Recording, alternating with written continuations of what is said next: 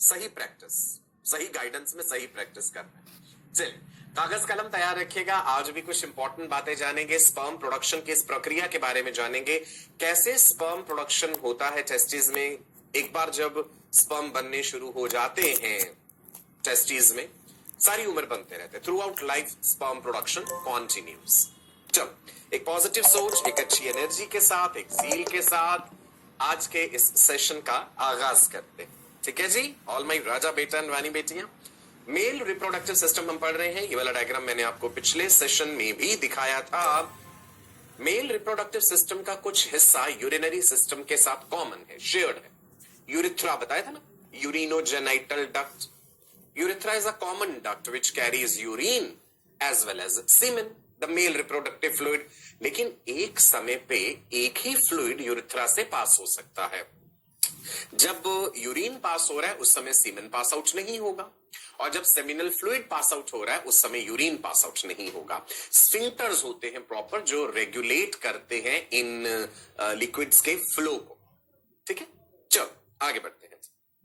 सो हमने ये पढ़ा था दैट मेल रिप्रोडक्टिव सिस्टम में there are primary sex organs जिन्हें गोनाड्स भी कहते हैं, and there are secondary sex organs. Primary sex organ के लिए ही दूसरा टर्म है गोनाड्स। प्राइमरी सेक्स ऑर्गन्स क्या है मेल के? Testis, right? क्यों कहा था primary? Because they are directly involved in the process of sperm production, in the process of spermatogenesis, right? इसके अलावा टेस्टिस मेल सेक्स हार्मोन्स भी बनाते। मेल सेक्स हार्मोन्स की कैटेगरी बताई थी मैंने आपको, याद है आपको? क्या बताया था? Androgens, right? अच्छा, एंड्रोजन्स कैसे हार्मोन्स हैं? They are steroids. और ये किससे बनते हैं? इनके लिए प्रिकर्सर क्या है? Precursor is cholesterol. ओके, याद रखना है, कोलेस्टेरॉल से एंड्रोजन्स बनते हैं। सेकेंडरी सेक्स ऑर्गन्स कौन से? इपिडिडाइमिस है, वास डिफरेंस है, seminal vesicles, prostate gland, bulbourethral glands, ये सब सेकेंडरी सेक्स ऑर्गन्स कहलाते हैं। भाई सेकेंडरी सेक्स ऑर्गन क्यों कहा इन्हें? बिकॉज इनका डायरेक्ट रोल नहीं है स्पर्म प्रोडक्शन में। These are not directly involved in sperm production, लेकिन इनका रोल है क्या? These are involved in transportation of the gametes, storage of the gametes, maturation of the gametes. Sperm जो testis में बन रहे हैं उन्हें स्टोर भी तो करना जरूरी है। इपिरिडाइमिस में स्पर्म स्टोर होंगे, उन्हें ट्रांसपोर्ट करना है, फीमेल रिप्रोडक्टिव ट्रैक्ट तक पहुंचने चाहिए, और जब वो ट्रांसपोर्ट होते हैं उस दरमियान वो मैच्योर भी होते हैं। तो सेकेंडरी सेक्स ऑर्गन्स का काम होता है transportation of gametes, maturation of gametes, storage of gametes. Okay, चलो आगे बढ़ते हैं। प्राइमरी सेक्स ऑर्गन्स यानी टेस्टिस के बारे में हमने बहुत सारी बातें जानी थी और बहुत सारी बातें आज अभी जानेंगे।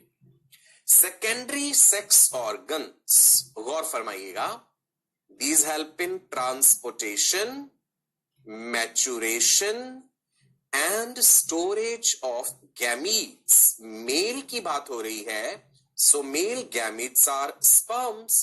अगर हम फीमेल की बात करेंगे तो female gametes are ova or the egg cell. आप सादी भाषा में कह सकते हैं secondary sex organs they assist in reproduction, मददगार साबित होते हैं, हेल्प करते हैं रिप्रोडक्टिव प्रोसेस में। क्या क्या है मेल के सेकेंडरी सेक्स ऑर्गन्स? इपिडिडाइमिस, स्पेलिंग गलत मत लिखिएगा, ध्यान दीजिएगा। टेस्टिस के साथ जुड़ी हुई एक highly convoluted, highly folded tubule होती है इपिडिडाइमिस। देन वास डिफरेंस, आपने वेसेक्टोमी के बारे में पढ़ा होगा, वास डिफरेंस में भी स्पर्म स्टोर रहते हैं। इजैक्युलेटरी डक्ट के बारे में पढ़ेंगे।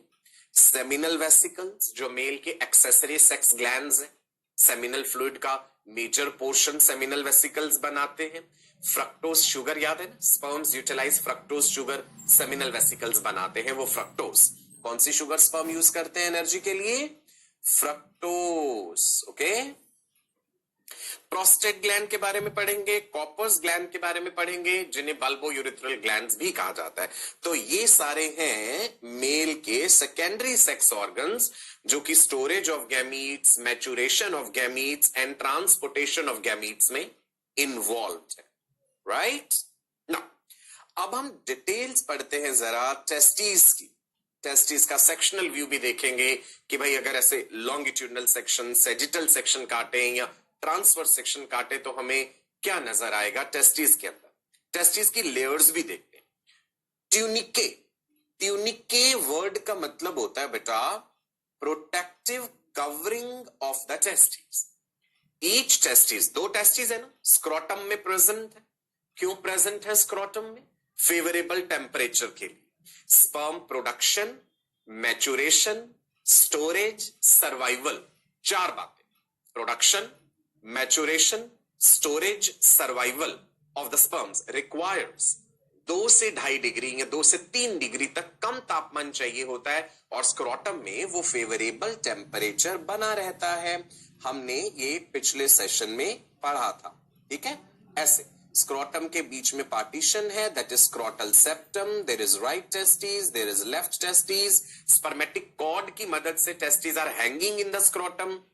टेस्टिस को स्क्रोटम की वॉल के साथ जो टिश्यू कनेक्ट करता है उसका नाम भी आपको बताया था, that is gubernaculum which connects testis with wall of scrotum. Left testis और राइट टेस्टिस की पोजीशन में थोड़ा सा डिफरेंस है। Left testis hangs slightly lower than right, ताकि जब दोनों टांगे बहुत पास पास हैं, लेग्स बहुत क्लोज हैं, तो टेस्टिस क्रश ना हो। बीच में पार्टीशन है स्क्रोटल सेप्टम।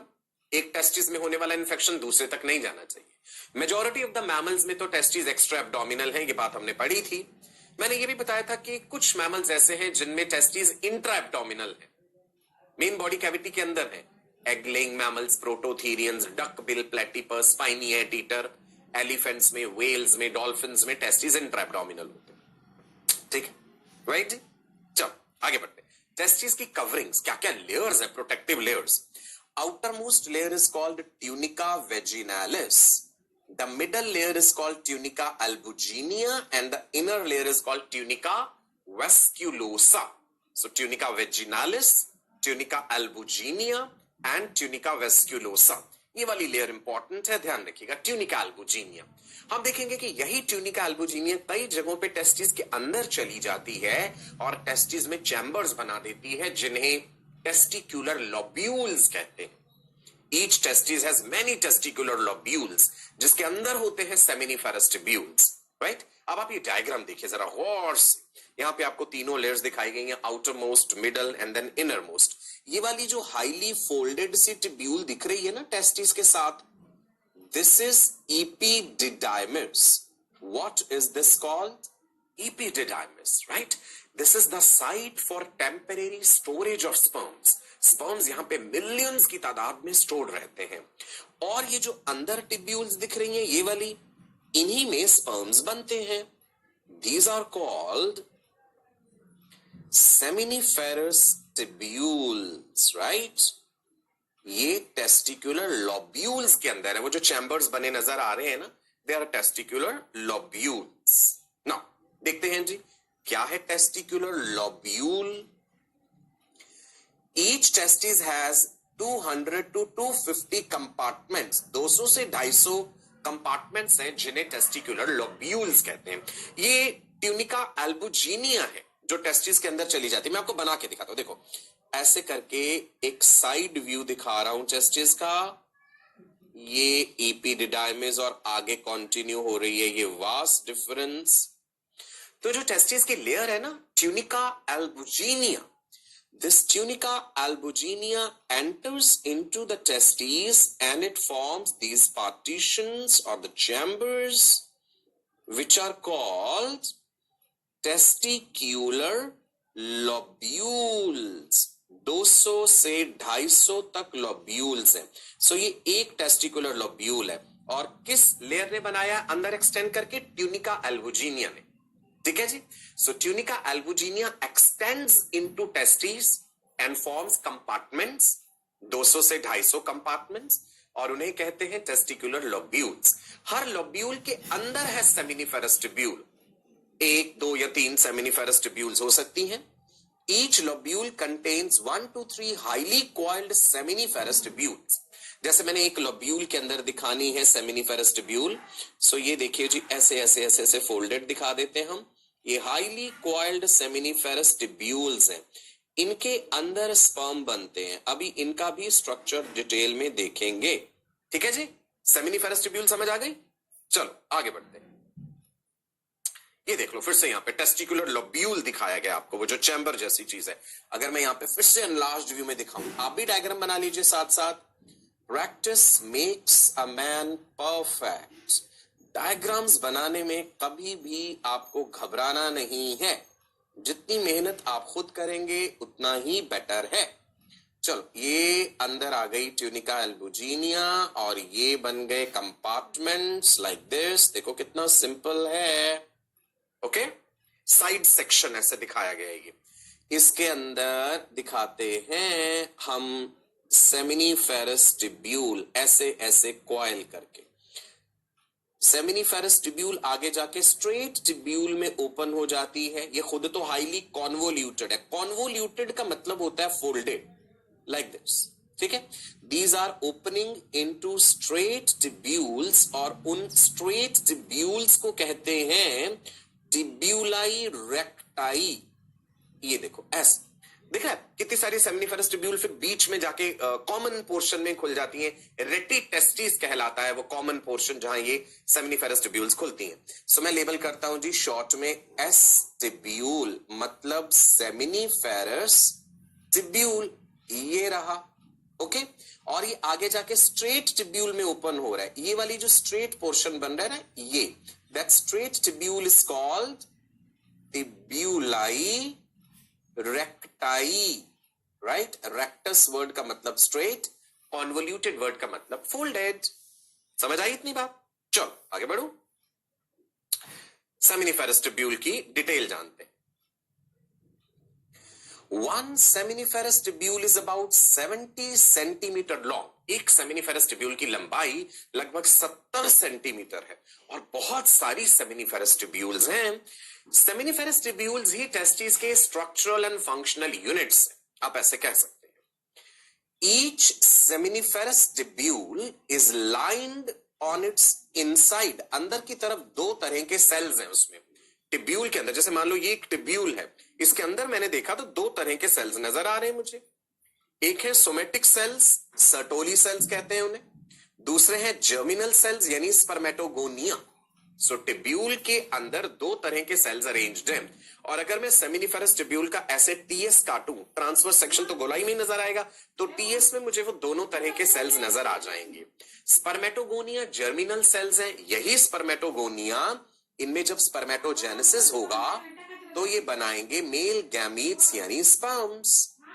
सर्टोली सेल्स के और काम है, स्ट्रक्चरल सपोर्ट देंगे स्पर्म को, प्रोटेक्शन, न्यूट्रिशन, कुछ केमिकल सब्सटेंसेस भी रिलीज करते हैं सर्टोली सेल्स, जैसे androgen binding protein, inhibin, Mullerian inhibiting substance. वो आगे हम डिस्कस करेंगे कि सर्टोली सेल्स के फंक्शंस क्या है। नाम याद रखना, ये सर्टोलाई सेल्स, सस्टेंटिकुलर सेल्स भी कहते हैं। ये सेमिनिफेरस टिब्यूल के अंदर है। सो टिब्यूल के अंदर दो तरह के सेल्स हैं, राइट, एक स्पर्मेटोगोनिया और एक सर्टोली सेल्स। अब इस डायग्राम में भी देखो, जैसा मैंने दिखाने की कोशिश करी थी, ऐसे साइड सेक्शन करके यूं दिखाया गया है ना, देख सकते हैं आप अलग अलग चीजें। चलो मैं आपको यहां पे इसको जो है अंडरलाइन कर देता हूं आपके लिए। ये है जी कवरिंग ट्यूनिका एल्बुजिनिया। तीन कवरिंग्स थी टेस्टिस की, तीन ट्यूनिके थे, tunica vaginalis, tunica albuginea, tunica vasculosa. और ये है folded see seminiferous tubule. Seminiferous tubule आगे जाके स्ट्रेट हो जाती है। ये देखो यहां का पोर्शन स्ट्रेट हो गया ना, उसको क्या बोलते हैं स्ट्रेट पोर्शन को? अभी अभी बताया था टिब्यूलाई रेक्टाई। फिर ट्यूबुलाई रेक्टाई जाके ये पूरा ये जो चैनल से बन गए हैं, नेटवर्क सा बन गया है यहाँ पे, जिसके अंदर ढेर सारी ट्यूब्यूल्स खुल रही हैं, इसको बोलते हैं रेटी टेस्टिस। क्या बोलते हैं? रेटी टेस्टिस। रेटी टेस्टिस से फिर पतली पतली फाइन सिलिएटेड ट्यूब्यूल्स शुरू होती हैं। They are called efferent ductules. एक और नाम है इनका वासा इफरेंशिया। इंपॉर्टेंट है ये बातें, वासा इफरेंशिया। रेटी टेस्टिस से ये स्पर्म्स को आगे कैरी करते हैं। सेमिनिफेरस टिब्यूल के अंदर स्पर्म बने, सेमिनिफेरस टिब्यूल से स्पर्म आए टिब्यूलाई रेक्टाई तक, ट्यूबुलाई रेक्टाई से रेटिटेस्टिस तक, रेटिटेस्टिस से इफरेंट डक्ट्यूल्स में, जिनका दूसरा नाम वासा इफरेंशिया, वहां से चले गए ये इस हाईली फोल्डेड टिब्यूल में, दैट इज इपिडिडाइमिस। इपिडिडाइमिस का ऊपर वाला टॉप वाला हिस्सा कैपुट इपिडिडाइमिस कहलाता है। मिडल वाला पोर्शन जो है कॉर्पस इपिडिडाइमिस कहलाता है, और जो नीचे वाला टेल वाला पोर्शन है वो कॉडा इपिडिडाइमिस कहलाता है। कॉडा इपिडिडाइमिस आगे वास्ट डिफरेंस में कॉन्टिन्यूड है। मैंने आपको इपिडिडाइमिस के 3 हिस्से बताए, caput epididymis, and the middle portion is, let me write here, corpus epididymis. Epididymis में मिलियंस में स्पर्म स्टोर रहते हैं। ये जो मिडल पोर्शन है ये कॉर्पस है, कैप ऊपर वाला है, कॉर्पस मिडल वाला है, और कॉडा नीचे वाला है। कितनी सारी लेबलिंग इस डायग्राम में देख ली हमने। सबसे बाहर ट्यूनिका एल्बुजिनिया इस डायग्राम में, अदरवाइज टेस्टिस में सबसे बाहर ट्यूनिका वेजिनालिस है, यहां हमने ट्यूनिका एल्बुजिनिया दिखाया है। टेस्टिकुलर लोब्यूल देखे आपने, हाईली कॉन्वोल्यूटेड सेमिनिफेरस ट्यूब्यूल्स देखी।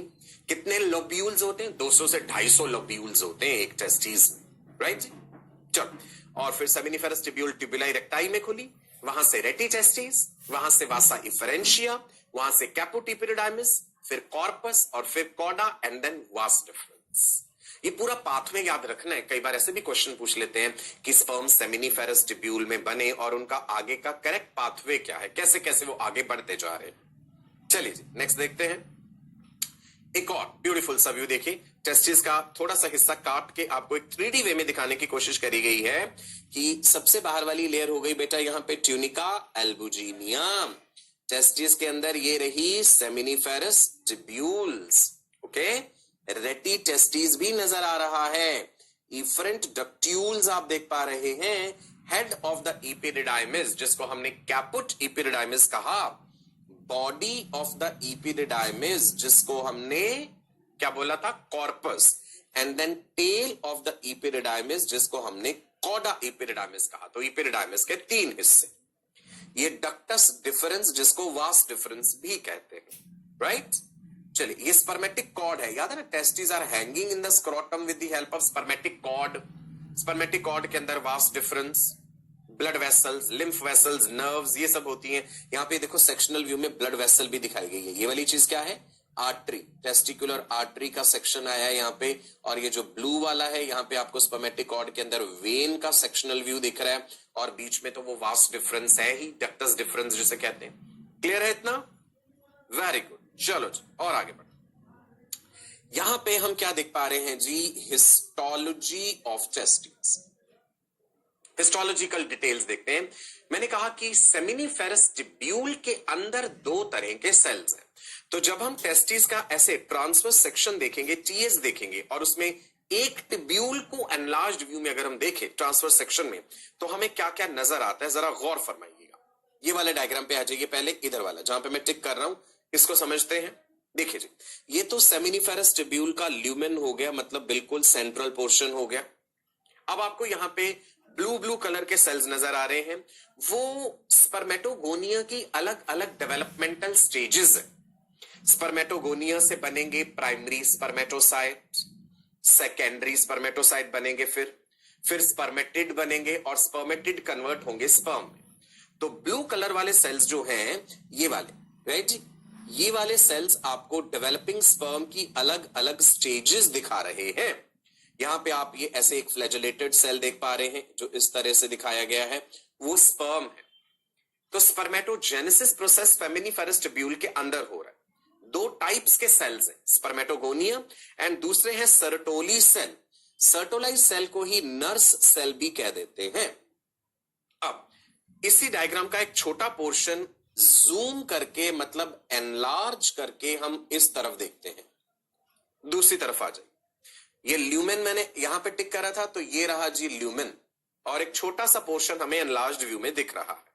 गौर फरमाइएगा, ये जो ब्लू कलर वाले सेल्स हैं, ये एक बड़े से सेल के अंदर धंसे हुए हैं। That bigger cell is what is the Sertoli cell. Sertoli's cell की मेम्ब्रेन जो है, प्लाज्मा मेम्ब्रेन, हाईली फोल्डेड होती है। स्पर्म जैसे जैसे स्पर्मेटोगोनिया से डेवलप हो रहा है ना, सर्टोलाइज सेल उसे चारों तरफ से पकड़ के रखते हैं, एनवेलप करके रखते हैं, प्रोटेक्ट करके रखते हैं, सपोर्ट देते हैं, न्यूट्रिशन देते हैं। क्लियर है? सो अब ये देखिए, this is the nucleus of the nurse cells. ये वाली चीज सर्टोलाइव सेल की न्यूक्लियस है। तो सर्टोलाइव सेल कौन सा है? ये वाला जी, ये जो बिल्कुल हल्का लाइट सा शेड आपको दिख रहा है ना, लाइट सा पर्पल, ये पूरी चीज जो है ये सर्टोलाइव सेल है। जैसे मान लो मैंने एक सर्टोली सेल आपको दिखाना है ऐसे करके, राइट? ये वाली चीज जो आपको दिख रही है ना ऐसे, दिस इज व्हाट, जिसमें ये स्पर्म धसे हुए ऐसे, ये मैं शेड कर देता हूं। अब ये वाली चीज हो गई Sertoli cell. Is it clear? Right? ये यहां तक ऐसे जा रहा है one Sertoli cell.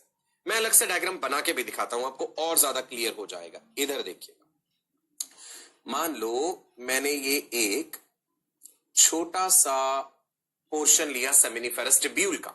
I am showing one Sertoli cell. The plasma membrane of the Sertoli cell is highly folded like this, ऐसे करके। This is the nucleus of the Sertoli cell. मैं इसको शेड कर रहा हूं। ये एक सर्टोली सेल है बेटा, ठीक है? इसके एडजेसेंट साइड में ऐसे ही एक दूसरा सर्टोली सेल होगा।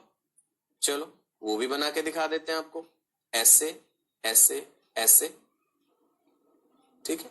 से this is the adjacent Sertoli cell, ये उसका nucleus. Can you see these bigger cells, they are the Sertoli cells. अब जो आप डायग्राम ये वाला देख पा रहे थे, क्योंकि इसमें स्पर्मेटोगोनिया दिखाए हुए ब्लू ब्लू कलर के, तो एक्चुअल सर्टोलाइव सेल की आइडेंटिटी आप पहचान नहीं पा रहे शायद उसमें। अब मैंने जो डायग्राम बनाया इससे आपको क्लियर होगा। अब मैं इसी डायग्राम में आपको स्पर्मेटोगोनिया दिखाता हूं। पहले लेट मी लेबल दिस। क्या बोला था मैंने इसको, बताइए आप सभी लोग, what is this? Sertoli cell, supporting cell, sustentacular cell with that bigger nucleus, and इसका shaded सा साइटोप्लाज्म दिखाया मैंने। अब मैं इसी में आपको दिखाने जा रहा हूं स्पर्मेटोगोनिया। ये रेड कलर से मैंने दिखाया, ये पेरीफेरी पे लाइंड है। एक स्पर्मेटोगोनिया, दूसरा स्पर्मेटोगोनिया, और ये स्पर्मेटोगोनिया जैसे जैसे डेवलप कर रहा है, आगे बढ़ता जा रहा है ल्यूमेन की तरफ, और यहां पहुंच के ये स्पर्म बन चुका है। ऐसे ही इधर है spermatogonia, primary spermatocyte, secondary spermatocyte, spermatid and then sperm. ये फ्लैजुला के साथ हमने दिखा दिया स्पर्म। सो पेरीफेरी से ल्यूमेन की तरफ को ये प्रोसेस बढ़ रही है। I hope this is clear now. ये जो हमने डायग्राम दिखाया है सेमिनिफेरस ट्यूब्यूल का ट्रांसवर्स सेक्शन है और एनलार्ज्ड व्यू है। अलग अलग स्टेजेस देख लीजिए, यहां पे आपको क्या नजर आ रही हैं। प्राइमरी स्पर्मेटोसाइट दिखे आपको, यहां पे स्पर्मेटोगोनियम है, सिंगुलर कह दिया स्पर्मेटोगोनियम। पेरीफेरी की तरफ, जैसे ये ल्यूमेन है ना सेंटर, तो सेंटर की तरफ तो स्पर्म होंगे, पेरीफेरी की तरफ स्पर्मेटोगोनी है। पेरीफेरी से ल्यूमेन की तरफ उनकी डेवलपमेंटल स्टेजेस आगे की तरफ बढ़ती हैं। स्पर्मेटोगोनियम, देन प्राइमरी स्पर्मेटोसाइट, उससे अगली स्टेज सेकेंडरी स्पर्मेटोसाइट, उससे अगली स्टेज है स्पर्मेटिड। तो इस तरह से ये पेरीफेरी से सेंटर की तरफ ल्यूमेन की तरफ जा रहा है ये प्रोसेस, और ये रहे स्पर्म, फिर ये यहां से रिलीज हो जाएंगे ल्यूमेन में। Is it clear? दोनों डायग्राम्स यहां पे क्लियर हैं, जो मैंने ड्रॉ करा वो भी क्लियर है आपको? ग्रेट, आगे बढ़ते हैं और सिंपल से व्यू में देखते हैं। एक सेमिनिफेरस ट्यूब्यूल्स का हम जिक्र कर रहे हैं। टेस्टिस का ट्रांसवर्स सेक्शन है जिसमें आपको ट्यूब्यूल नजर आ रही है। नाउ सेमिनिफेरस ट्यूब्यूल के बाहर का जो स्पेस है बेटा, that is called interstitial space. चलो मैं यहां पे दिखाता हूं आपको टेस्टिस का ट्रांसवर्स सेक्शन से। This is TS, testis. तो टेस्टिस के ट्रांसवर्स सेक्शन में सेमिनिफेरस ट्यूब्यूल्स नजर आएंगी। सपोज ये 3 सेमिनिफेरस ट्यूब्यूल बनाई है, कंप्लीट चीज पूरा टेस्टिस का ट्रांसवर्स सेक्शन, और ये एक गोला जो है, सर्कल जो है, this is seminiferous tubule. This tubule के अंदर 2 तरह के सेल्स हैं, वो भी मैं नहीं दिखा रहा, Sertoli cell and spermatogonia. Seminiferous tubule के बाहर जो ये वाली स्पेस है ना, ये this is what is interstitial space. ये मैं अब यहां पे ऐसे लेबल कर देता हूं। मेरे वाले डायग्राम में ये इंटरस्टिशियल स्पेस है, और जो ऑलरेडी आपको बना दिख रहा है उसका इंटरस्टिशियल स्पेस कंपेयर कर लीजिए। उस इंटरस्टिशियल स्पेस में भी कुछ खास तरह के सेल्स होते हैं। एक तो वहां पे है इंटरस्टिशियल सेल्स, जिनको लेडिग सेल्स भी कहते हैं। ये बाहर है, ये वाले। So these cells, hormone secreting endocrine cells, यानी Leydig cells, also called interstitial cells, कहां है location? Outside the seminiferous tubule, but of course inside the testes. Testis में सेमिनिफेरस ट्यूब्यूल के बाहर है ये सेल, ब्लड वेसल्स हैं इनके आसपास, ये हार्मोन बनाएंगे, ये अपना हार्मोन उन ब्लड वेसल्स में डाल देंगे, एंड्रोजन्स बना रहे हैं ये इंटरस्टिशियल सेल्स। ठीक है जी। इन्हीं इंटरस्टिशियल स्पेसेस में इम्यूनोलॉजिकली कॉम्पिटेंट सेल्स मैक्रोफाजेस वो भी प्रेजेंट है। नाउ अब ट्यूब्यूल के बिल्कुल अंदर ल्यूमेन की तरफ जाते हैं तो स्पर्मेटोजोआ है, इमेच्योर स्टेजेस भी हैं स्पर्मेटोगोनिया, और सर्टोली सेल भी है जो कि नरिश कर रहे हैं। अब यहां पे सर्टोलाइज सेल में क्लियरली आपको आउटलाइन करके दिखाता हूं, ये जो ऐसे येलो कलर से ऐसे दिखाया हुआ है, this is one Sertoli's cell, ये है उसका न्यूक्लियस, राइट। उसका एडजेसेंट सर्टोलाइज सेल ये रहा। The plasma membrane of Sertoli's cell is highly folded, ये सर्टोली सेल का न्यूक्लियस। ठीक है। सो पेरीफेरी से एक्सटेंड होते हुए ये सेंटर की तरफ है। अब आपको सर्टोली सेल और स्पर्मेटोगोनिया क्लियरली समझ आ गए। दो एडजेसेंट सर्टोली सेल के बीच बीच में स्पर्मेटोगोनिया की डेवलपमेंट की अलग अलग स्टेजेस हैं। क्लियर है जी। सर्टोली सेल्स क्या कर रहे हैं, they are nourishing the germ cells, protect भी कर रहे हैं, स्ट्रक्चरल सपोर्ट भी दे रहे हैं। इंटरस्टिशियल स्पेस को हाईलाइट कर लेते हैं यहां पे जी। इंटरस्टिशियल स्पेस में क्या है, इंटरस्टिशियल स्पेस में लेडिग सेल्स हैं। लेडिग सेल्स का दूसरा नाम इंटरस्टिशियल सेल्स, और ये हार्मोन सिक्रीटिंग एंडोक्राइन सेल्स हैं जो मेल सेक्स हार्मोन्स बना रहे हैं। इसके अलावा ये देखिए लिखा है ना, immune cells, immunologically competent cells, macrophages भी प्रेजेंट हैं, ब्लड वेसल्स भी प्रेजेंट हैं। So let me write, Leydig cells का दूसरा नाम इंटरस्टिशियल सेल्स, और ये कैसे सेल्स हैं, एंडोक्राइन सेल्स, मतलब hormone secreting cells. Male sex hormones ये रिलीज करते हैं जिनको कलेक्टिवली एंड्रोजन्स कहते हैं। किसी एंड्रोजन का एग्जांपल दीजिए जी मुझे, give me an example of androgen, the most important androgen, male sex hormone जो कहलाता है, and it is testosterone, right. Androgens एक कैटेगरी है, so testosterone is one such androgen. इसके अलावा डाइहाइड्रोटेस्टोस्टेरोन, एंड्रोस्टेनिडायोन, डिहाइड्रोएपीएंड्रोस्टेरोन, और भी हैं बहुत सारे एंड्रोजन्स। ओके, चलो आगे बढ़े। इंटरस्टिशियल सेल्स की डिटेल्स देखते हैं। इंटरस्टिशियल सेल्स दूसरा नाम क्या बोला, Leydig cells. What are the Leydig cells doing, they are synthesizing and they are secreting the male sex hormones which are collectively called androgens. Okay, कहां पे present है, regions outside the seminiferous tubule, interstitial space कहलाता है वो region, और उसी region में blood vessels हैं, interstitial cells हैं, जिनका दूसरा नाम लेडिग सेल्स है। देखो बार बार मैंने बात बता दी, लेडिग सेल्स पे तापमान का असर नहीं पड़ता है। हमने एक बात पढ़ी थी ना कि भाई अगर क्रिप्टोर्किडिज्म होगा, क्रिप्टोर्किडिज्म याद है आपको, what is cryptorchidism, failure of testis to descend into scrotum. जब एक मेल बेबी मदर के यूट्रस में डेवलप हो रहा है तो उसकी टेस्टिस कब बननी शुरू हो जाती है, प्रेगनेंसी के 7th to 8th वीक पर। उस समय वो टेस्टिस इंट्राएब्डोमिनल है, बच्चे की अपनी मेन बॉडी कैविटी में। जैसे जैसे प्रेगनेंसी एडवांस करेगी, टेस्टिस धीरे धीरे माइग्रेट करके स्क्रोटम में आ जाते हैं 7th to 8th month of pregnancy पे, या फिर मेल बेबी के जन्म के समय। और कई बार ऐसा होता है कि मेल बेबी पैदा हुआ, डॉक्टर्स ने ऑब्जर्व करा, एग्जामिन करा और देखा भाई स्क्रोटम में टेस्टिस नहीं है। That clinical condition is called cryptorchidism, failure of testis to descend into scrotum. ये यूनिलेटरल भी हो सकता है, ये बायलेटरल भी हो सकता है कि भाई एक टेस्टिस नहीं है स्क्रोटम में, ये दोनों ही नहीं है।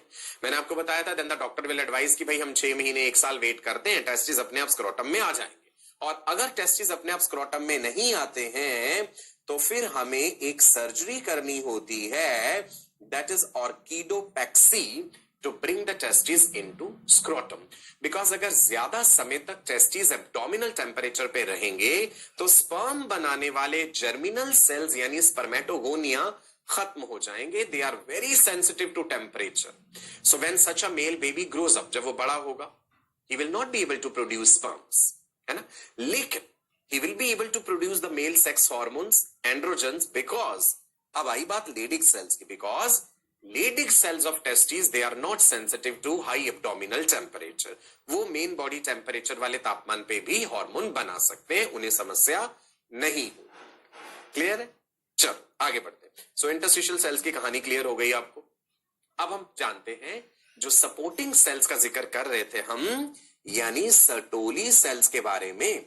सर्टोली सेल्स का दूसरा नाम क्या है, नोट कर लीजिएगा, सस्टेंटिक्युलर सेल्स, जो किसी चीज को सस्टेन करके चल रहे हैं, सपोर्ट कर रहे हैं, प्रोटेक्शन दे रहे हैं।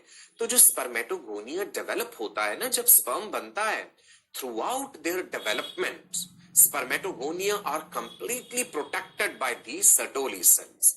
सो दे सर्टोली सेल्स जो हैं, they extend from the basement membrane. किसका बेसमेंट मेम्ब्रेन? सेमिनिफेरस टिब्यूल की बात हो रही है, towards the lumen of the tubule, right? They are also called nourishing cells. इन्हीं को nourishing cells भी कहते हैं। अब ये जो डायग्राम आपको दिख रहा है, इसमें मैं सर्टोली सेल को हाईलाइट करूं, कौन सा है? मैंने कहा था ना, इसकी मेम्ब्रेन जो है हाईली फोल्डेड है। ये देखो, ये मैं एक सर्टोलाइज सेल आपको पूरा बना के दिखा रहा हूं, कैसे इसने डेवलपिंग स्पर्मेटोगोनिया को चारों तरफ से लिपटा हुआ है, प्रोटेक्ट करता है, स्ट्रक्चरल सपोर्ट देता है, न्यूट्रिशन देता है। ये एक सर्टोली सेल और बीच में ये उसका न्यूक्लियस लेबल्ड है ना, Sertoli cell nucleus. I hope ये जो डायग्राम पूरा रेड कलर से मैंने मार्क कर दिया, ये चीज, ये सर्टोली सेल है। अब मैं आपकी और रेफरेंस के लिए इस पूरे सर्टोलाइज सेल को एक शेड दे देता हूं, ताकि अब आप कंफ्यूज नहीं होंगे। बहुत से बच्चे सिर्फ सर्टोली सेल की न्यूक्लियस को ही सर्टोली सेल समझ लेते हैं। नहीं जी, ये था एक सर्टोली सेल, ऐसे इसके एडजेसेंट दूसरा भी है, और जो बीच बीच में है वो स्पर्मेटोगोनिया की अलग अलग स्टेजेस है। क्या क्या है जी? स्पर्मेटोगोनियम जो कि डिप्लॉयड है, वो कन्वर्ट होगा प्राइमरी स्पर्मेटोसाइट में। प्राइमरी स्पर्मेटोसाइट में मियोसिस 1 होगा तो बनेगा सेकेंडरी स्पर्मेटोसाइट जो कि हैप्लॉयड है। सेकेंडरी स्पर्मेटोसाइट से स्पर्मेटिड बनेगी, अर्ली स्पर्मेटिड, लेट स्पर्मेटिड और फिर स्पर्म। और ये स्पर्म जब से रिलीज होते हैं, the process of release of sperm from the membrane of Sertoli cell, Sertoli cell की मेम्ब्रेन में उनका सिर धंसा हुआ स्पर्म का, जब वो वहां से रिलीज होते हैं ना, उस प्रक्रिया को कहते हैं, उस प्रोसेस को कहते हैं spermiation. So what is spermiation? Process of release of sperms from the membrane of Sertoli cell. I'll repeat, spermiation is process of release of sperms from the membrane of Sertoli cell into the lumen of seminiferous tubule, right? चलो आगे बढ़ते हैं। Sertoli cells के functions जानते हैं। क्या क्या हैं जी functions? Structural support, very good, nutrition, developing sperms, right? ये ब्लड टेस्टिस बैरियर भी बनाते हैं। अब ये ब्लड टेस्टिस बैरियर क्या है? शॉर्ट में BTB कह देते हैं। आपको याद होगा मैंने बताया था कि टेस्टिस तक वार्म ब्लड नहीं पहुंचना चाहिए, है ना? सो पेम्पिनिफॉर्म प्लेक्सिस मैंने आपको बताया था लास्ट सेशन में कि जो टेस्टिकुलर आर्टरी ब्लड लेके आ रही है टेस्टिस की तरफ, और जो टेस्टिकुलर वेन टेस्टिस का ब्लड वापस ले जा रही है, वो टेस्टिकुलर वेन आर्टरी की चारों तरफ नेटवर्क ऑफ ब्लड वेसल्स बना देती है, जिसे पेम्पिनिफॉर्म प्लेक्सिस कहते हैं, जहां पे हीट लॉस होता है। आर्टीरियल ब्लड की जो हीट है वो वेनस ब्लड में चली जाती है और फिर कूल ब्लड टेस्टिस की तरफ बढ़ता है। लेकिन एक बात और बड़ी जरूरी है यहां पे जाननी, टेस्टिस के अंदर जर्मिनल सेल्स हैं। कौन से सेल्स? Germinal cells. और उन जर्मिनल सेल्स या जर्म सेल्स का नाम क्या है? स्पर्मेटोगोनिया। हमारी बॉडी में दो तरह के सेल्स होते हैं। एक आप जानते हैं सोमेटिक सेल्स, जो पूरे शरीर में है, हमारी स्किन के सेल्स, बॉडी ऑर्गन्स के सेल्स, वो सभी सोमेटिक सेल्स हैं। Germinal cells primary sex organs में है। मेल के जर्मिनल सेल्स स्पर्मेटोगोनिया है, ऐसे ही फीमेल के जर्मिनल सेल पूगोनिया है। नाउ मेल के केस में क्या है, ये जर्मिनल सेल्स जो हैं ये कभी भी ब्लड के संपर्क में नहीं आने चाहिए। Blood never comes in direct contact with germ cells, क्योंकि ब्लड ने कभी जर्म सेल्स को देखा ही नहीं है, कभी वो उसके संपर्क में नहीं आए। सो अगर जर्मिनल सेल्स यानी स्पर्मेटोगोनिया और ब्लड आ गए आमने सामने, so blood will recognize them as foreign cells. Blood कहेगा मैं तो पूरे शरीर में फ्लो करता हूं जहां पे सोमैटिक सेल्स हैं, मैं उन्हें तो पहचानता हूं, लेकिन ये जर्मिनल सेल्स कौन है, मैं नहीं इन्हें जानता, ये तो कोई फॉरेन बॉडी होंगे, मैं इन्हें मार डालूंगा बाय इम्यून रिएक्शन। तो फिर ऐसा तो नहीं होना चाहिए। इसीलिए सर्टोली सेल्स कहेंगे कि ब्लड हम तुम्हें कभी भी कांटेक्ट में नहीं आने देंगे डेवलपिंग जर्म सेल के। इसीलिए सर्टोली सेल ने डेवलपिंग जर्म सेल को अपनी मेम्ब्रेन से चारों तरफ से एनवेलप करके रखा है। लेकिन अगर ब्लड के संपर्क में नहीं आ रहे जर्म सेल्स तो ऑक्सीजन न्यूट्रिशन कैसे मिलेगी? सर्टोली सेल्स कहेंगे ये काम हम करेंगे, ब्लड से ऑक्सीजन लेंगे और डेवलपिंग जर्म सेल को दे देंगे, ब्लड से न्यूट्रिशन लेंगे Sertoli cell, nutritive substances pass on कर देंगे डेवलपिंग जर्म सेल को, और डेवलपिंग जर्म सेल के जो मेटाबॉलिक वेस्ट है, मान लो कार्बन डाइऑक्साइड है, वो भी सर्टोली सेल इकट्ठा करेंगे और वो वापस दे देंगे ब्लड को। तो मतलब एक मीडियोकर का काम करेंगे बीच में, ब्लड और किसके बीच में? डेवलपिंग जर्म सेल के। इसीलिए हम कहते हैं that Sertoli cells they form the blood testis barrier. This is very important. What is blood testis barrier? Blood never comes in direct contact with germ cells. Sertoli cells एक barrier बना देते हैं और अगर ये बैरियर टूट जाए तो फिर ब्लड अगर डायरेक्ट कांटेक्ट में आ गया जर्मिनल सेल्स के तो वो उन्हें नष्ट कर देगा। राइट जी। सर्टोली सेल्स कुछ सब्सटेंसेस भी सिक्रीट करते हैं। ABP, androgen binding protein. नाम से पता चल रहा है कि एक प्रोटीन और एंड्रोजन्स के साथ बाइंड करता है, मेल सेक्स हार्मोन्स के साथ। So it binds with androgens and maintains their high concentration inside the tubule. Seminiferous tubule के अंदर एंड्रोजन्स का कंसंट्रेशन ज्यादा रहना चाहिए। तो सर्टोली सेल्स के द्वारा रिलीज किया गया ये प्रोटीन एंड्रोजन्स को बाइंड करके ट्यूब्यूल के अंदर उसकी ज्यादा मात्रा बना के रखता है फॉर हेल्दी स्पर्म प्रोडक्शन। दूसरी चीज सर्टोली सेल रिलीज करते हैं इनहिबिन। आप याद कीजिए क्लास 11th में केमिकल कंट्रोल एंड कोऑर्डिनेशन पढ़ते समय इनहिबिन का जिक्र हमने किया था, एक प्रोटीनेशियस हार्मोन है। ये इनहिबिन एफएसएच के साथ नेगेटिव फीडबैक इफेक्ट रखता है पिट्यूटरी के। इनहिबिन रिलीज हुआ टेस्टिस से, ब्लड सर्कुलेशन में आ गया, ये पूरी बॉडी में सर्कुलेट करता, पिट्यूटरी तक गया, सो पिट्यूटरी से ये एफएसएच की प्रोडक्शन को डाउन करेगा। Inhibin has a negative feedback effect with FSH. FSH का full form follicle stimulating hormone. तीसरी चीज जो सर्टोली सेल्स रिलीज कर रहे हैं that is MIS, Mullerian inhibiting substance. इसको मुलेरियन इनहिबिटिंग हार्मोन भी कहते हैं, मुलेरियन इनहिबिटिंग फैक्टर भी कहते हैं। इस मुलेरियन इनहिबिटिंग सब्सटेंस या मुलेरियन इनहिबिटिंग हार्मोन का काम है it causes regression of Mullerian ducts in male embryo. Mullerian duct and Wolffian duct मैं आपको आगे ह्यूमन एम्ब्रियोलॉजी में बताऊंगा। जब एक बेबी डेवलप हो रहा है, एक एम्ब्रियो मदर के यूट्रस में डेवलप हो रहा है, उसके रिप्रोडक्टिव सिस्टम को बनाने के लिए उसके पास समझ लीजिए एक तरह का रॉ मटेरियल है, राइट? रॉ टिश्यूज हैं, जैसे मुलेरियन डक्ट्स हैं। मेल एम्ब्रियो में ये मुलेरियन डक्ट रिग्रेस कर जाते हैं, सिकुड़ जाते हैं, खत्म हो जाते हैं। फीमेल में यही मुलेरियन डक्ट डेवलप होकर उसके फेलोपियन ट्यूब्स बनाते हैं। तो एम्ब्रियो एक बायपोटेंशियल स्टेज में होता है कि मेल पैटर्न ऑफ डेवलपमेंट भी वो एक्वायर कर सकता है, फीमेल पैटर्न ऑफ डेवलपमेंट भी एक्वायर कर सकता है। ये डिपेंड करता है कि भाई वो मेल बनेगा या फीमेल बनेगा, कि किस प्रकार के हार्मोन्स, केमिकल सब्सटेंसेस उस समय उस रॉ मटेरियल को कन्वर्ट कर पा रहे हैं। So Mullerian ducts are present in male embryo as well as female embryo.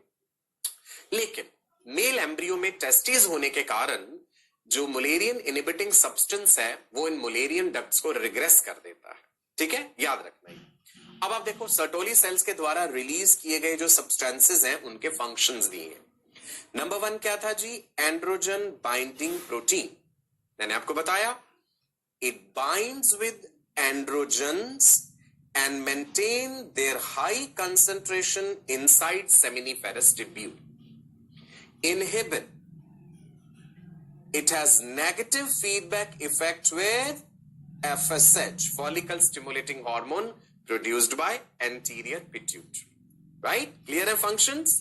चलो, अभी तक हमने क्या पढ़ा है? अभी तक हमने जाना है कि मेल के प्राइमरी सेक्स ऑर्गन्स हैं भाई टेस्टिस, स्क्रोटम में प्रेजेंट है outside the main body cavity, क्योंकि sperm production, maturation, storage, survival, इन चारों बातों के लिए तापमान 2 से 2.5 डिग्री कम चाहिए और स्क्रोटम में ये फेवरेबल टेम्परेचर बना रहता है। 2 टेस्टिस है, राइट एंड लेफ्ट, दोनों की पोजीशन में थोड़ा सा डिफरेंस है, Left testis hangs slightly lower than right, but both the testes can be at the same position, or even the right could be hanging down. It does not affect sperm production in any way. Testis की covering देखिए, ट्यूनिके, सबसे बाहर tunica vaginalis, middle tunica albuginea, सबसे अंदर tunica वेस्क्युलोसा। Tunica albuginea testis के अंदर enter करती है, कंपार्टमेंट्स बनाती है, जिन्हें क्या कहते हैं? Testicular lobules. 200 to 250 lobule. उस लोब्यूल के अंदर टेस्टिस के स्ट्रक्चरल एंड फंक्शनल यूनिट्स हैं, उन्हें क्या कहते हैं? Seminiferous tubules. 1 से 3 सेमिनिफेरस ट्यूब्यूल एक लोब्यूल के अंदर है। Length of one seminiferous tubule is 70 centimeters. Seminiferous tubule के बाहर बाहर है इंटरस्टिशियल स्पेसेस, जिसमें है इंटरस्टिशियल सेल्स, जिनका दूसरा नाम लेडिक सेल्स, जो कि सिक्रीट करते हैं मेल सेक्स हार्मोन्स यानी एंड्रोजन्स। सेमिनिफेरस ट्यूब्यूल के अंदर दो तरह के cells, Sertoli cells, spermatogonia. Sertoli cells are somatic cells. In sexually mature testes, Sertoli cells do not divide. Their number is fixed. Sexually mature testes. Sertoli cells के काम हमने देखे, structural support, protection, nutrition, blood testis barrier और कितनी सारी चीजें वो secrete भी करते हैं, androgen binding protein, inhibin, Mullerian inhibiting substance. अब हमने डिस्कस करने हैं टेस्टिस के जर्मिनल सेल्स, जिनका नाम क्या है? स्पर्मेटोगोनिया। वो क्या बनाते हैं? स्पर्म्स। कैसे बनाते हैं? उस प्रोसेस का नाम है जी स्पर्मेटोजेनेसिस। तो हम कैसे डिफाइन करेंगे स्पर्मेटोजेनेसिस को? Process of production of sperm in the seminiferous tubules of testes during puberty. Males में प्यूबर्टी, सेक्सुअल मैच्योरिटी 10 से 12 साल की उम्र के बाद शुरू होती है। जैसे फीमेल्स में बताया था 10-12 साल एज पे, मेल्स में थोड़ा सा डिफरेंस है, 1.5-2 साल का। सो 12 से 14 साल की उम्र में शुरू हो जाता है स्पर्म प्रोडक्शन, पर कोई हार्ड एंड फास्ट रूल नहीं होता, थोड़ा अप थोड़ा डाउन हो सकता है। तो गर्ल्स में puberty 10 to 12 years of age। आप ये भी पढ़ेंगे कि भाई ग्लोबली ऐसा देखा गया है कि प्यूबर्टी अटेनिंग एज अब कम हो रही है, बच्चों में जल्दी सेक्सुअल मैच्योरिटी हो रही है, अर्ली एज में सेक्सुअल मैच्योरिटी देखी जा रही है। इसके भी अलग अलग रीजंस हैं। न्यूट्रिशनल स्टैंडर्ड्स इंप्रूव हुए हैं, that is also one of the reasons, right? चलिए, so spermatogenesis is the process of formation of the male gametes यानी sperms. It begins during puberty and continues till death. This is important. जैसे females में menstrual cycle 10 से 12 साल की उम्र में शुरू होता है, मेनार्क, ओवर रिलीज होना शुरू होता है, ओव्यूलेशन प्रोसेस, और मेनोपॉज पे जाके फीमेल्स में ये प्रोसेस स्टॉप हो जाती है। मेल्स में ऐसा नहीं होता। A male continues producing sperms till his death. बढ़ती उम्र के साथ number of healthy sperms produce reduce होता है, स्पर्म काउंट रिड्यूस होता है, एजिंग रिलेटेड चेंजेस आते हैं, लेकिन स्पर्म बनते रहते हैं, माइटोसिस कंटिन्यूड रहता है testis. With advancing age the number of sperms produced as well as quality of the sperms reduces, लेकिन बनते रहते हैं। और एन एवरेज स्पर्म बनने की प्रोसेस 65 to 75 डेज लग जाते हैं ह्यूमंस में। स्पर्मेटोगोनिया से प्राइमरी स्पर्मेटोसाइट, फिर सेकेंडरी स्पर्मेटोसाइट, फिर स्पर्मेटिड, फिर स्पर्म। ये अलग अलग स्टेजेस हैं, आप यहां पे देख भी पा रहे हैं। स्पर्मेटोगोनिया दिखाया गया है, डिप्लॉयड है, प्लॉइडी लेवल याद रखिएगा। स्पर्मेटोगोनिया में ग्रोथ होती है तो प्राइमरी स्पर्मेटोसाइट बनते हैं। प्राइमरी स्पर्मेटोसाइट में मियोसिस 1 होगा तो सेकेंडरी स्पर्मेटोसाइट बनेंगे। सेकेंडरी स्पर्मेटोसाइट में मियोसिस 2 होगा तो स्पर्मेटिड्स बनेंगी। स्पर्मेटिड फिर कन्वर्ट होती हैं, डिफरेंशिएट होती हैं। That process is spermiogenesis. किसमें डिफरेंशिएट होती हैं? Sperms, right? ये सारी स्टेजेस यहां पे लिखी हैं, चलिए एक बार इनको हाईलाइट कर लेते हैं। स्पर्मेटोगोनियम, स्पर्मेटोगोनिया प्लूरल है, स्पर्मेटोगोनियम सिंगुलर। इससे बना प्राइमरी स्पर्मेटोसाइट, ग्रोथ हुआ है। प्राइमरी स्पर्मेटोसाइट से बना सेकेंडरी स्पर्मेटोसाइट, मियोसिस 1 हुआ तो वो हैप्लॉइड हो गए। सेकेंडरी स्पर्मेटोसाइट के बाद बन गए जी स्पर्मेटिड। स्पर्मेटिड डिफरेंशिएट हो गए मैच्योर स्पर्म्स में, हैप्लॉइड है। क्लियर है जी? चलिए, sperm is the only cell which has flagella. Spermatogenesis की इस प्रक्रिया को 2 ब्रॉड स्टेजेस में डिवाइड कर सकते हैं। हम कह सकते हैं कि भाई स्पर्मेटोजेनेसिस इंक्लूड्स टू सब स्टेजेस, गौर से नाम देखिएगा इनके। पहला है स्पर्मेटोसाइटोजेनेसिस। क्या है जी? स्पर्मेटोसाइटोजेनेसिस। दूसरा है स्पर्मियोजेनेसिस। स्पर्मिएशन से कंफ्यूज मत होना, वो अलग चीज। सो स्पर्मेटोजेनेसिस प्रोसेस को दो सब स्टेजेस में डिवाइड करा, स्पर्मेटोसाइटोजेनेसिस, स्पर्मियोजेनेसिस। स्पर्मियोजेनेसिस का ही दूसरा नाम स्पर्मटिलियोसिस भी है। स्पर्मेटोसाइटोजेनेसिस क्या होता है पहले ये समझते हैं। जब स्पर्मेटोगोनिया से स्पर्मेटिड बनते हैं, जब मियोसिस 1 मियोसिस 2 हुआ है, ये स्पर्मेटोसाइटोजेनेसिस कहलाता है। और जब वो स्पर्मेटिड जो कि ओवल स्ट्रक्चर्स हैं उनका डिफरेंशिएशन हो जाता है, जब स्पर्मेटिड्स कन्वर्ट हो जाते हैं स्पर्म्स में, उस प्रक्रिया को स्पर्मियोजेनेसिस कहते हैं। यानी differentiation of spermatids into sperm, spermiogenesis. Spermatid खुद किससे बने हैं? यहां पे क्या आएगा जी? स्पर्मेटिड बने हैं स्पर्मेटोगोनिया से। स्पर्मेटोगोनिया से स्पर्मेटिड बनने तक की प्रोसेस कहलाती है स्पर्मेटोसाइटोजेनेसिस। ध्यान रखना है, टेक्निकल टर्म्स है। चलिए, लिखा है अब आपके सामने। What is spermatocytogenesis? Formation of spermatids from spermatogonia. Okay, फिर वो स्पर्मेटिड जब कन्वर्ट होंगे स्पर्म में, दैट इज स्पर्मियोजेनेसिस। चलिए पहले देखते हैं स्पर्मेटोसाइटोजेनेसिस। सेमिनिफेरस ट्यूब्यूल के अंदर एक सर्टोली सेल, एनलार्ज्ड व्यू देखो, एक सर्टोली सेल और उसकी मेम्ब्रेन के अंदर धंसे हुए क्या है? डेवलपिंग स्पर्मेटोगोनिया की अलग अलग स्टेजेस। चलो देखते हैं जी गौर से। सर्टोली सेल को मैं हाईलाइट करूं, अब आपको समझ आएगा अच्छे से। ये बड़ा सा सर्टोली सेल देखो, ये इसकी प्लाज्मा मेम्ब्रेन ऐसे ऐसे कॉन्वोल्यूटेड है। ये स्पर्मेटोगोनिया, राइट? सर्टोली सेल की मेम्ब्रेन जिसने डेवलपिंग स्पर्मेटोगोनिया से कहा कि भाई मैं तुम्हें पूरी तरह से प्रोटेक्ट करके रखूंगी, तुम्हें ब्लड से कोई भी खतरा नहीं है। Okay, this is how the membrane of the Sertoli cell is. Red colour से मैंने पूरा सर्टोली सेल बना दिया। अब आप देखो उसके अंदर क्या क्या धंसा हुआ है, राइट? यहां पे आप देख पा रहे हैं ये ब्लू कलर का न्यूक्लियस जो है ये स्पर्मेटोगोनिया है, डिप्लॉयड 46। स्पर्मेटोगोनिया से नेक्स्ट स्टेज बनी है प्राइमरी स्पर्मेटोसाइट, 46 क्रोमोसोम्स, ये वाली चीज, राइट? चलो इसको 1 कह देता हूं, दिस इज 1।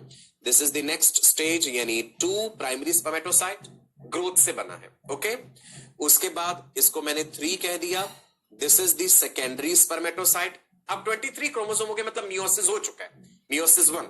जैसे जैसे ये डेवलपमेंटल की स्टेज आगे बढ़ रही है, ये पेरीफेरी से ल्यूमेन की तरफ भी बढ़ता जा रहा है। आप देखो सर्टोली सेल में ये आगे आगे आगे आगे खिसकता जा रहा है। और जब सेकेंडरी स्पर्मेटोसाइट से स्पर्मेटिड बने, यहां पे मियोसिस 2 हुआ है, 23 क्रोमोसोम्स है, स्पर्मेटिड भी हैप्लॉइड है, राइट? ये नंबर 4 लिख देते हैं भाई, ये रहा स्पर्मेटिड। यहां पे सर्टोली सेल लेबल कर दिया गया है। ये बीच में इतनी बड़ी सी चीज ये जो है, ये सर्टोली सेल की न्यूक्लियस है। उसके अलावा बाकी ऑर्गेनल्स दिखाए गए सर्टोली सेल के, माइटोकॉन्ड्रिया है, अलग अलग स्टेजेस हैं, राइट? ये है जी lumen of the seminiferous tubule, इस तरफ को ल्यूमेन है। Now you can see spermatids जो हैं वो कन्वर्ट हुए हैं किसमें? स्पर्मेटोजोआ में। ये स्पर्मेटोजोआ का टेल रीजन है, राइट? और उसका सिर जो है, हेड रीजन जो है, सर्टोली सेल की मेम्ब्रेन में धंसा हुआ है। और जब ये स्पर्म यहां से रिलीज होंगे, सर्टोली सेल की मेम्ब्रेन से रिलीज होंगे, तो उस प्रोसेस को क्या कहेंगे जो थोड़ी देर पहले भी बताया था? Spermiation, right? Do not confuse it with spermiogenesis. Spermiogenesis तो स्पर्मेटिड जब स्पर्म में बदलता है। सो आई होप इस एक सिंगल डायग्राम ने आपकी बहुत सारी बातें क्लियर कर दी। सेमिनिफेरस ट्यूब्यूल के अंदर हम सर्टोली सेल और स्पर्मेटोगोनिया आपस में क्या रिलेशन है वो समझ पा रहे हैं। अब आपने देखा कितना ब्यूटीफुली स्पर्मेटोगोनिया की अलग अलग डेवलपमेंटल स्टेजेस सर्टोली सेल की मेम्ब्रेन से एनवेलप्ड रहती हैं, प्रोटेक्टेड रहती हैं और आगे आगे बढ़ती रहती हैं ल्यूमेन की तरफ। Is this diagram clear? Crystal clear? Right? Okay. So, diploid immature male germ cells या स्पर्मेटोगोनिया किसकी लाइनिंग बना रहे हैं? सेमिनिफेरस टिब्यूल की। चलिए जी, ये डायग्राम एनसीईआरटी में भी है, आप देखिएगा गौर से, राइट। सर्टोली सेल एंड अलग अलग स्टेजेस को पहचानने की कोशिश कीजिएगा। ये यहाँ पे सर्टोली सेल का लेबलिंग है, एक्चुअल में बीच में जो न्यूक्लियस है ना उसको सर्टोली सेल लिख दिया गया है। एक्चुअल सर्टोली सेल आप देख पा रहे हैं, ये जो पूरा डॉटेड डॉटेड ये लाइट से कलर का स्ट्रक्चर है, ये है Sertoli cell. The stages are spermatogonium, primary spermatocyte, secondary spermatocyte, spermatid and then spermatozoa which will be released. यहां से ये इस दिशा में ल्यूमेन में रिलीज होंगे। Spermatogonium which are also called what? The male germ cells. इनमें माइटोसिस होता है और ज्यादा स्पर्मेटोगोनिया बनते हैं, फिर ग्रोथ हो जाती है और प्राइमरी स्पर्मेटोसाइट बन जाते हैं। मान लो ये एक स्पर्मेटोगोनिया है, डिप्लॉयड है, हमने दिखाया कि इस स्पर्मेटोगोनिया से हमें मिल गया डिप्लॉयड प्राइमरी स्पर्मेटोसाइट। स्पर्मेटोगोनिया में लगातार माइटोसिस होता रहता है और ज्यादा स्पर्मेटोगोनिया बनते हैं। यही तो कारण है कि a male continues producing sperms throughout life. So ये वाली चीज जो हमने दिखाई है ना, पहला सेल, दिस इज स्पर्मेटोगोनियम कह लीजिए, सिंगुलर है तो, राइट। इससे मैंने ग्रोथ दिखा दी, भाई ग्रोथ हो गई है इसमें तो प्राइमरी स्पर्मेटोसाइट बन गए, एंड ऑफ कोर्स माइटोसिस होगा और ज्यादा स्पर्मेटोगोनिया बने, right. Each spermatogonium is diploid 46 chromosomes, 2 and 46। Primary spermatocyte भी डिप्लॉयड होता है। नाउ फिर प्राइमरी स्पर्मेटोसाइट्स में क्या होता है जी? Meiosis. Now suppose this is one primary spermatocyte, इसमें हुआ मियोसिस 1। मियोसिस की दो स्टेजेस हैं, पहले हुआ मियोसिस 1 और हमारे पास दो सेकेंडरी स्पर्मेटोसाइट आ गए। प्राइमरी स्पर्मेटोसाइट में मियोसिस हुआ और क्या बन गए? दो सेकेंडरी स्पर्मेटोसाइट। ये सब स्पर्मेटोसाइटोजेनेसिस हो रहा है। स्पर्मेटोजेनेसिस की दो सब स्टेजेस हमने करी थी ना, स्पर्मेटोसाइटोजेनेसिस, स्पर्मियोजेनेसिस, राइट जी। अब सेकेंडरी स्पर्मेटोसाइट जो है उनमें मियोसिस 2 होगा और फिर क्या बन जाएंगे जी? स्पर्मेटिड। देखते हैं, primary spermatocyte completes the first meiotic division, दो हैप्लॉइड सेल्स बनते हैं called secondary spermatocytes, right? फिर इन secondary spermatocytes में they are going to complete second meiotic division and they will produce spermatids. Simple है, meiosis 1, एक primary spermatocyte से दो secondary spermatocyte बने जब मियोसिस 1 हुआ। सेकेंडरी स्पर्मेटोसाइट में मियोसिस 2 हुआ तो 4 डॉटर सेल्स बन जाएंगे, यानी स्पर्मेटिड्स, वो भी हैप्लॉइड होंगे। अब क्या है? स्पर्मेटिड्स ने डिफरेंशिएट करना है स्पर्म्स में और इस प्रोसेस को कहते हैं स्पर्मियोजेनेसिस या spermateleosis, differentiation of spermatids into sperm. Spermatid ऐसे एक राउंड सा या ओवल स्ट्रक्चर है, तो जब स्पर्मियोजेनेसिस होगा कितनी सारी चेंजेस होंगी जिससे कि एक फ्लैजेलेटेड स्पर्म बन जाएगा। स्पर्म का पूरा स्ट्रक्चर हम डिस्कस करेंगे। स्पर्म का हेड रीजन है, मिडिल पीस है, स्पर्म का फ्लैजेला भी होता है, हेड में एक्रोसोम होता है। देखिए जरा स्पर्मियोजेनेसिस डेफिनेशन क्या है? Differentiation of spermatids into spermatozoa, right. इधर देखिए, स्पर्मेटिड जब डिफरेंशिएट कर रही है बहुत सारे बदलाव होंगे।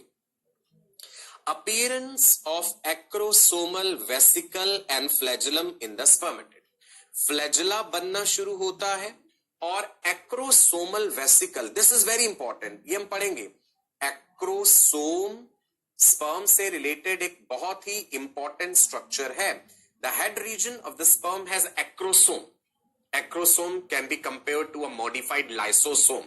It develops from Golgi complex. ये क्वेश्चन एग्जाम में आता है कि किस चीज से स्पर्म का एक्रोसोम बनता है। Acrosome develops from Golgi complex और इसके अंदर बहुत सारे हाइड्रोलिटिक एंजाइम्स होते हैं जो फर्टिलाइजेशन के टाइम पे काम आते हैं। सो इस डायग्राम में आप देख पा रहे हैं कि कैसे एक ही गोल सा structure spermatid step by step convert हो जाता है इस लंबे से स्पर्म में।